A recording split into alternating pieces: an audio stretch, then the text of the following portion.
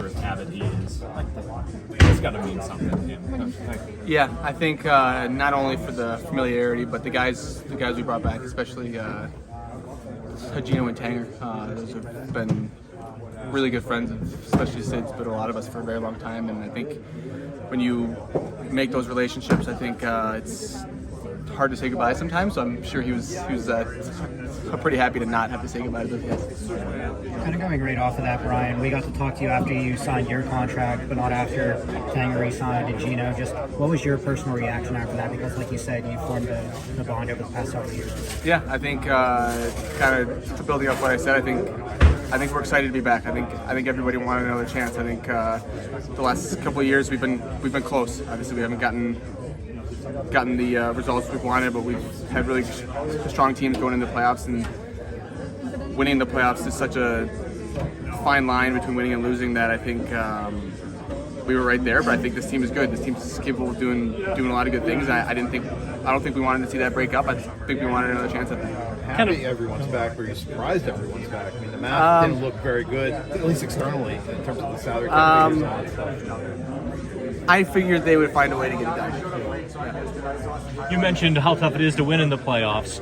I think you'll give me an honest answer. Is it a new, fresh season, or is there unfinished business from last year?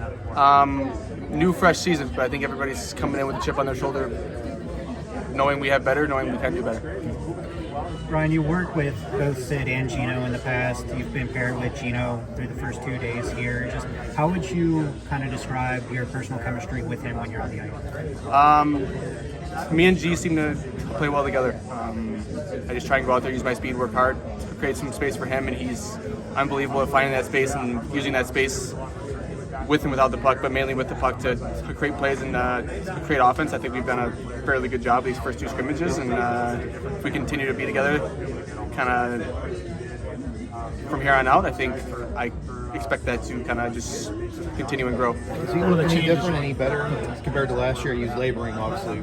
Yeah, he looks strong, he looks in shape, he looks ready. I think obviously it was a tough situation for him last year. I think he's come in after a good hard summer, and he's might have a little bit bigger chip on his shoulder to kind of prove that he's still got it and he can still be a really elite player in this league. Rusty, one of the changes you guys did make was on the back end. What have your impressions been so far of Jan and Ty and Jeff and what they might be able to bring? First of all, off the ice, they're all great guys. So, which is nice. You want to have a locker room full of good guys who can have good chemistry, but on the ice, they're all good players. They've all done some good things in this league, and I think the organization brought those guys in because they know they can help us, and I firmly agree with that.